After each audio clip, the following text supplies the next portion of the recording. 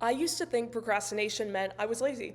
It turns out I just had too much friction. So these 6 things didn't change who I am, but they basically allowed me to hack myself, and the result was instant for me. So I really hope that out of these 6 things, at least 1 or 2 of them resonate with you, or maybe they all resonate with you, and you can start using them right away. Whether you're trying to make more money, do better in school, or just like get through the day and get your stuff done, I hope and I really think that they will help. So welcome to the channel. All about self-improvement, growth, mindset, productivity here, but specifically wanting to make it really practical and tangible. So please like and subscribe if you enjoy the video, and let's get right into it. So we're going to first talk about an automated daily to-do list. I have mine open here, so I'll show you in a second. But basically, recurring tasks auto-populate daily, and projects are broken into tiny next actions. So when I open my laptop, I see today. I see like, what am I supposed to do today? There's no thinking, just executing. And the psychology behind this is that decision fatigue is procrastination fuel. Procrastination feeds on our decision fatigue. So if you have clarity, it reduces avoidance and allows you to get to work quicker. Your brain resists ambiguity, not effort. So I really think that if you have to decide what to do, you're going to delay. And if it's already decided, you'll just move on it. So some optional upgrades is to only allow 3 to 5 priority tasks per day. Everything else is a bonus. So up to you if you want to do that. Of course, if you write down less tasks and really focus on those, bigger chance that you're going to get those done. But so an example for me here is basically, it's a little bit hard to see maybe, but I have basically things written down, and I have a checkbox here. I have a button at the top of my Notion page that I can click at the end of the day, and it unchecks everything, and I just have everything laid out for me. That means like from personal tasks, like literally brushing my teeth, watering the plants, I have that in there, to like self-care things like exercising, and then from work blocks. So for my work, it'll be like, go into this, for like check these 3 emails, then like go to my project management software and check which tasks have been assigned to me. So it's like all laid out for me, and it helps so much.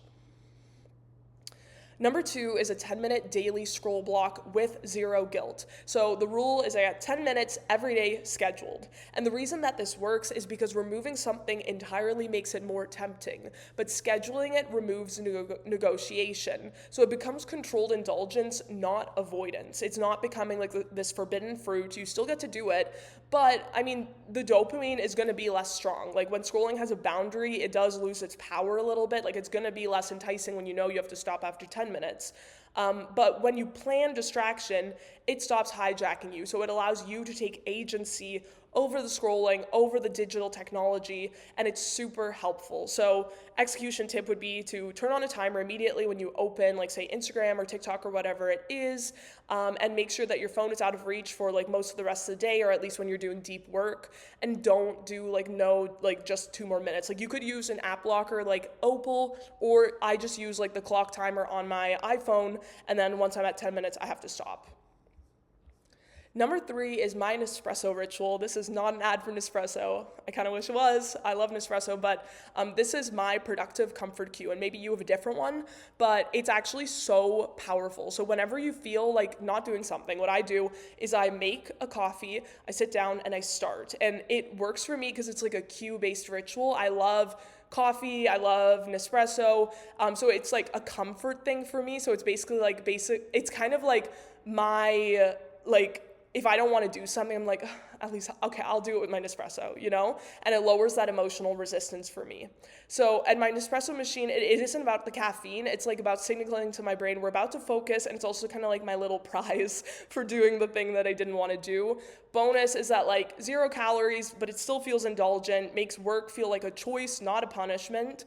And it's sort of like classic habit stacking. Like coffee is like sort of my start cue. Number 4 is constant hydration, and I think this is a hidden focus hack. I probably should have chosen water for this photo, but like this smoothie bowl thing just looks so good, I couldn't help but put it in there. But basically, I think that dehydration, it's proven to increase fatigue, reduce cognitive performance, and it makes you feel like lazy and lethargic. So if you always have a water bottle within reach, refill it before it gets empty, maybe have a goal of how much water you want to drink per day, and drink before you feel thirsty.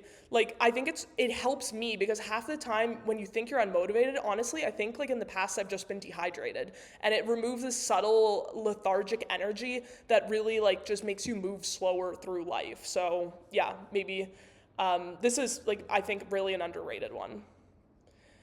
So number 5 is setting the bar embarrassingly low, set the bar at the ground, literally 1 millimeter above the ground. So instead of like writing an article, try write the first sentence. And it works because, again, activation energy drops, momentum does the rest. And I don't try to finish tasks, I try to start them. And my physics analogy for this is objects in motion stay in motion. And honestly, like, I think there's so many things like I try to do, like stretching every single day. I will let myself check off my stretching habit if I did one stretch for like literally 20 seconds. Obviously, ideally I do like a 20-minute stretch session, but if I allow myself to have met that habit by just doing one stretch, it just means that even on a day where I've like had a really rough day or something, I'm still gonna try. And then if you're doing that every single day, like, it just makes it so much easier for a habit to actually get in your routine if you allow yourself to do it badly, because that means that even on a bad or rough or full busy day, you're going to still try. You're going to still do something, and something is better than nothing. Number 6 is a visible timer next to me. So timer equals urgency and constraint. So Parkinson's law, obsessed with it, love it. Work expands to fill the time that you allot it. So time pressure increases focus, and it removes drifting between like maybe like distracting tasks or you just wasting time.